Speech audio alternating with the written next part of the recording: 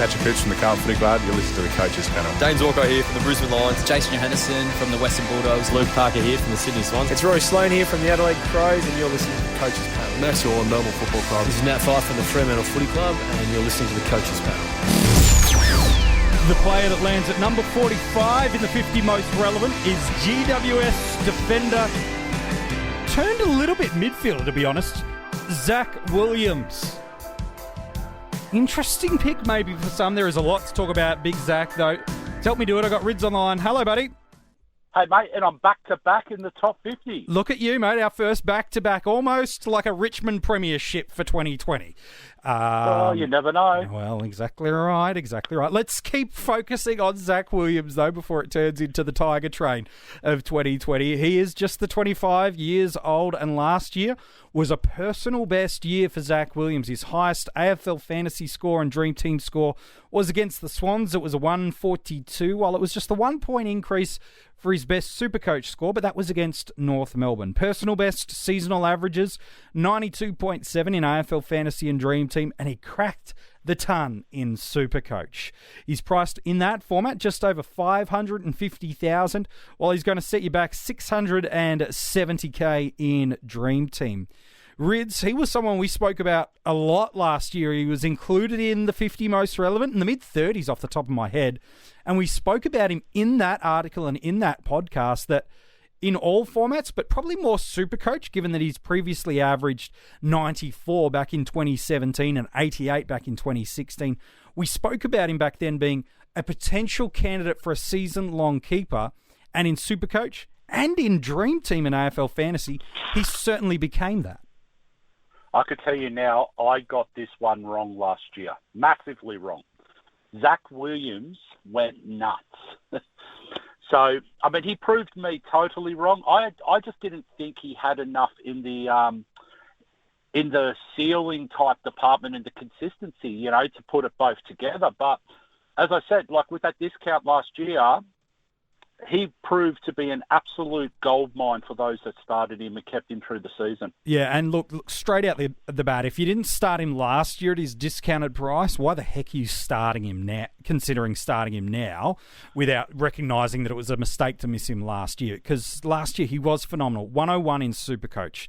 11 tons. He only scored below 80 in just 3 matches. So great ceiling, great consistency, really, really high basement. And it was a career best year in fantasy, 92.7. He had 9 triple-figure scores across the year. And look, as strong as he was last year, I actually understand why a lot of coaches chose to decide to upgrade him. He got injured in round 9, did his hamstring against Carlton, and it appeared at that time it was the right move. An injured guy, he was a mid-pricer that was meant to get you to a premium. At that point, he was averaging 94 in SuperCoach, 84 in AFL Fantasy, and he'd done enough for you to kind of go, yep, I can go and get a fallen premium. That was the time maybe to move to a Rory Laird. Like, it made sense for why coaches jumped off him. But if for whatever reason you chose to hold him out of necessity or some kind of fantasy football intuition, if you have that, please send it my way.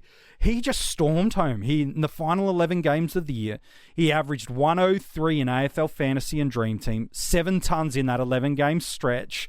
3 of them were over 120, while in SuperCoach, he averaged 107, 8 tons, including that PB for the year of 143. And in terms of a scoring differential, both pre-hamstring injury and post-hamstring injury, it's up at 19 points, what he did from the first sort of 9 games of the year to what he did at the back end, and up 13 points from what he did at the start of the year to what he did for the back run of the year in SuperCoach.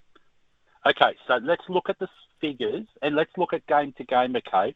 Round 9, he got injured. Now, let's look at 2018 first. 2018, he pretty much missed the whole season, came back for finals. Is that right? Yeah, a couple of finals off the Achilles injury. Yep, he started reasonably slow, especially in Dream Team and AFL Fantasy in comparison to the rest of his year last year. So what happened, though, was he started working into the season and started finding his confidence and started getting his match fitness back. So when round 5 or 6 hit, he started really looking good.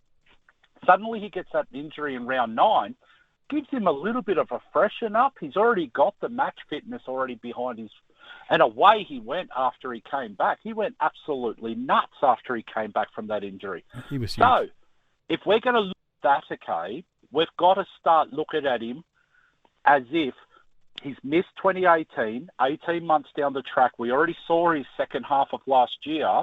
There's no reason to think that he's not going to start this year the way that he finished last year. So, and let's talk about role for a second as well, MJ.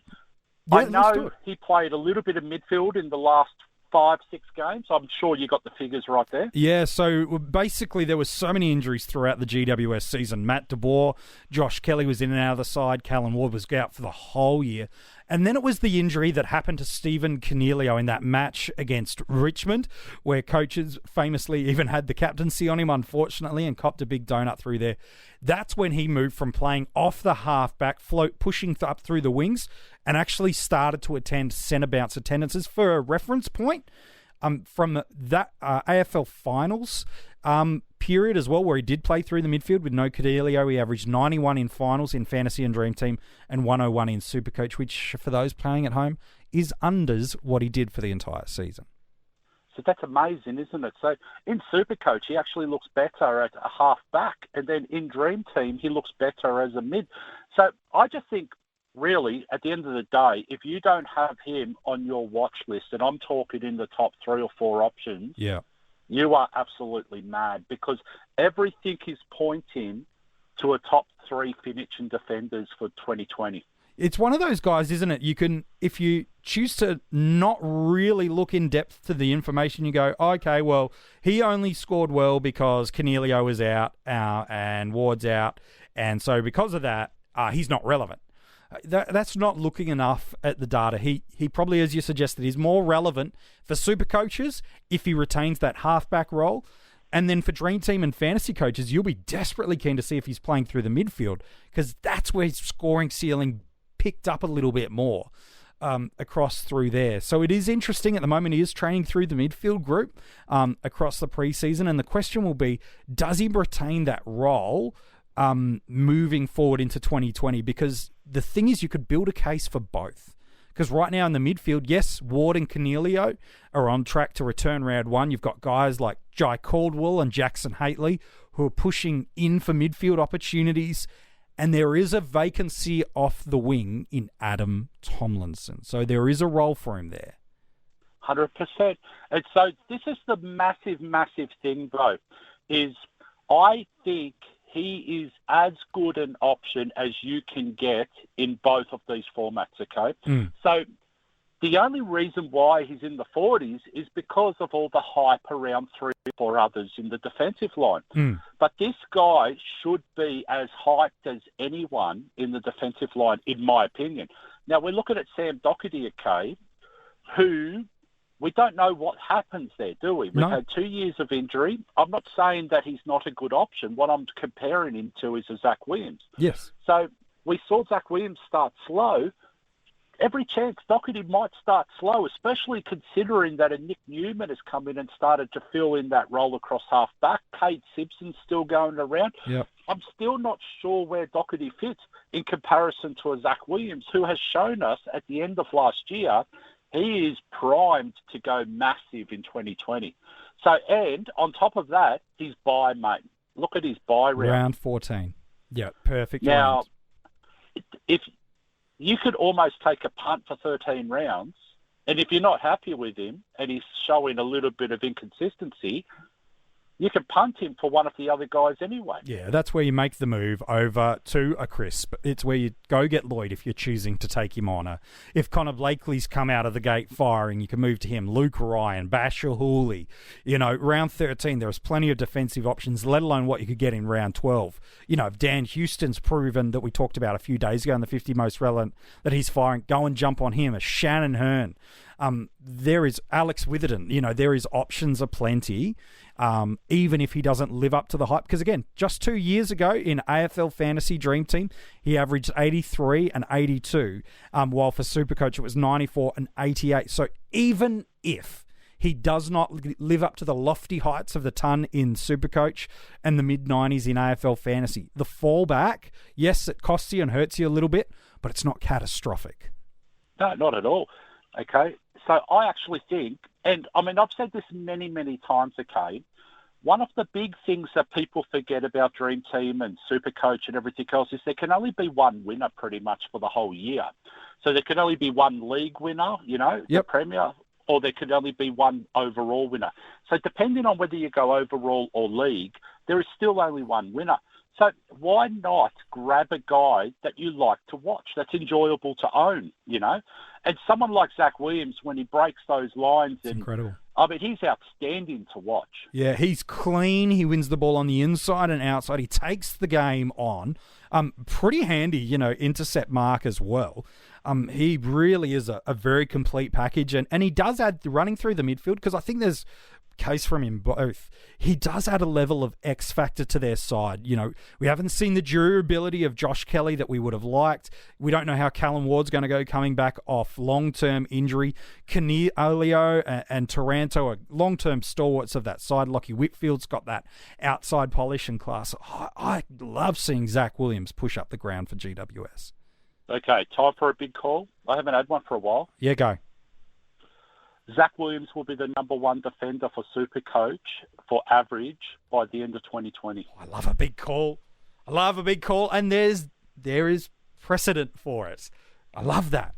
I'm a big fan of Zac Williams. I think he's going to be a phenomenal low ownership pick, because people won't do the research. They'll just go, he played midfield, that's why he scored well. He's not playing midfield because everyone's back, therefore he's an upgrade target. And maybe that happens. But still. Again, we're not saying, okay, that he represents massive value or anything like that. Not at all. But I think you're going to get what you pay for pretty much, if not slight improvement on that. Yeah, you get what you pay for and you get low ownership out of it. If you can get 105 average for the season as a defender, I'll tell you what, he's as good as any. Oh, I would be very, very happy to get that. Well, let's talk about where he goes in a draft then. Because he's not priced, in SuperCoach and AFL Fantasy, he's in that top 10 range at the moment for defenders. Is he going to slide a little bit because there are others beneath him that have more perceived value? It was someone, we talked about this just a couple of days ago with someone like a Jack Crisp. Is he another one of those guys that's going to slide in drafts? Because he's a genuine D1, but he's probably not going to go in the first 2 or 3 rounds, is he? Well, I would actually jump a little bit earlier and jump on him at round 3, round 4. Yeah. So if he's still around and you've got a mid to late pick in round 3, I think he's the absolute perfect selection. I think guys like Gawn and Grundy will go early, and rightly so. Yeah. Whitfield will push for the number 1 draft pick this year. I think the top 4, 5 or 6 will probably include a Dusty. Yep. I think you'll probably see Jake Lloyd as the first defender selected around about the end of round 1, maybe the start of round 2. Yep. And I think there'll be a lull then. Yeah. I think a guy like Doherty could even be the number 2 defender. Yeah, who would have thought? Crazy, isn't it? But there's enough hype around for these guys. And again, I'm not saying that's not a bad option. I'm just saying Zac Williams, and we talked about Jack Crisp, same thing yesterday. These two are serious options for 2020. I'm almost locked into Zac Williams at the moment. Wow, there you go. Who would have thought that we would get a big call that we did from Rids in this episode? Hey, mate, appreciate your work because we've chatted through Zac Williams today.